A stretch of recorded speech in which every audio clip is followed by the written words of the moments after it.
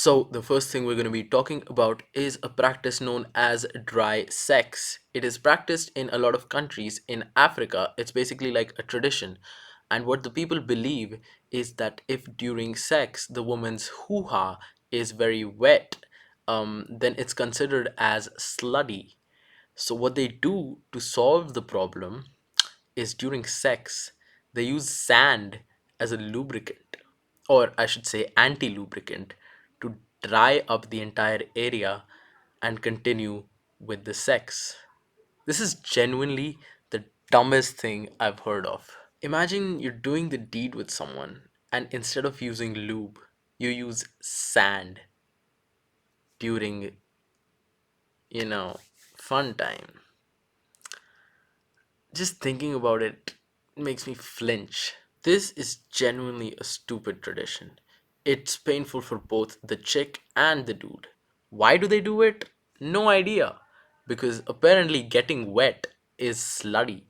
So they use sand. Anyway, let's move on. Guys, we are starting off weak. We gotta amp up the intensity. The next thing I'm gonna be talking about is gonna be really disturbing. It is gonna be disgusting and it is gonna mess you up. The next thing I found out was through a reel on Instagram. Also, I have no idea how content like this is allowed on Instagram.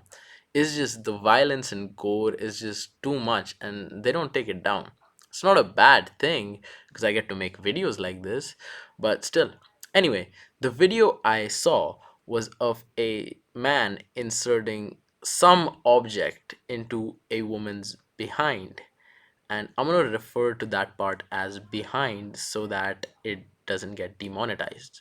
By behind, I mean her asshole, right?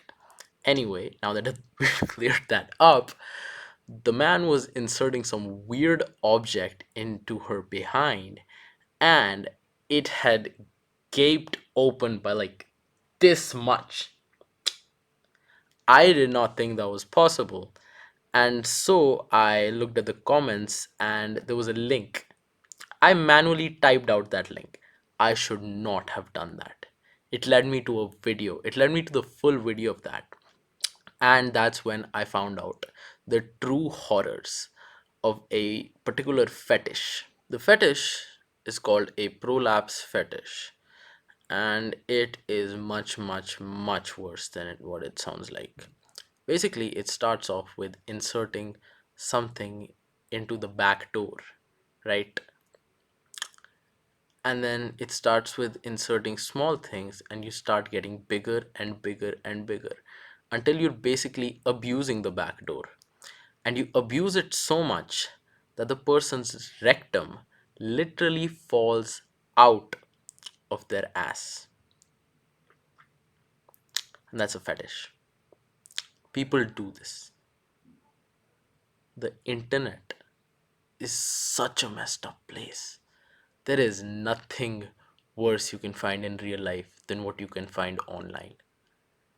That shook me to my core. And it's a fetish. People get off to stuff like that. This is very concerning. Imagine going to a point where your insides are literally outside you. They have fallen outside you and you're enjoying that. And people are watching that and they're enjoying that. How? Why? All very valid questions. Also, guys, I should mention this is for purely educational purposes and nobody's harmed during the making of those videos. Nobody's injured or anything. They go to the hospital, they get their organs reinserted back into them. It's just their rectum. And everyone's fine. Nobody gets hurt. Nobody's harmed. Nobody dies. It's all consensual. I should probably mention that so that my video doesn't get taken down. But still very scarring to think about. Guys, I think that was a little too much. So we gotta lower down the intensity. Otherwise, I'm gonna get permanently banned from YouTube. I don't even know if I should upload this video, but we're gonna talk about something a little less mentally scarring than this. It's still gonna be disturbing and weird. Okay, we are gonna talk about some weird stuff I found on Reddit. So there was this post I came across, and it was in a poop fetish subreddit where a Japanese guy talked about sabotaging a woman's restroom so that the toilets would not flush. And he would walk in disguised as an old lady, and he would collect the poop in Tupperware containers. This one is just funny to read. It is so weird what people think and what goes on in their heads. And these are people just like you and me, very real people doing stuff which is very unreal. And the internet's a weird place, man. This reminded me of another case that also happened in Japan, where a man was found who had passed away in the bottom of a woman's outhouse. An outhouse is basically a place where women go to the restroom, and it was in a metal septic tank. He was in a metal septic tank with five toilets attached to it, and he was found not alive inside it, and police suspected that he had gone down because of a similar fetish, and he had gotten stuck there, and he had passed away because of that. We are going to be moving on to the last entry, and I hope you have a strong stomach for this one. So there was a thread online. The question was, dentists, what is the grossest thing you have seen out of a patient's mouth? And a person replied that a kid had come to his clinic and had been complaining about very bad gum pain, and when the dentist took a look inside, he saw that there was a big cyst that he assumed was filled with pus inside the kid's mouth. So they numbed the kid and they prepare him for operation to remove the cyst.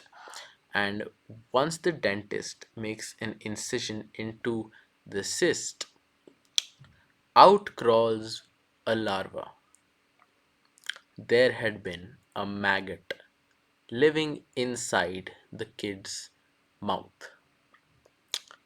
It had created a cyst around itself and had cocooned inside the kid's gum,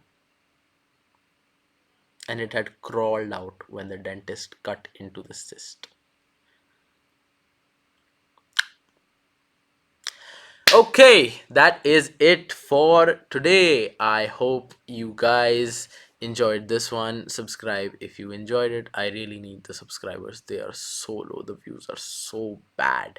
But anyway, making videos like these is genuinely fun for me and I genuinely enjoy it. I hope you guys enjoyed it too. And I hope to see you guys again in the next video.